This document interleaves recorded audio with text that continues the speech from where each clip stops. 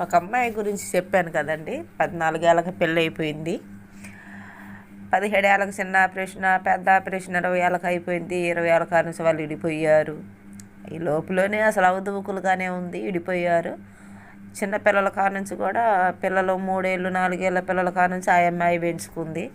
పాచి పనులు చేసుకుంటూ కూడా ఆ అమ్మాయి పెంచుకుందండి.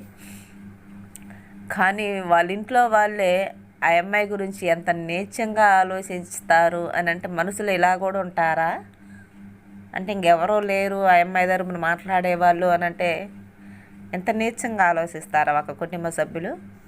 ఇంకొక ఇంటోడికి, పరాయి మగోడికి, ఇంకొకడికి ఎవడైనా కూడా ఆమె చర్య మంచిది కాదులే, ఆమె చెప్పినట్టు వినే రకం కాదులే,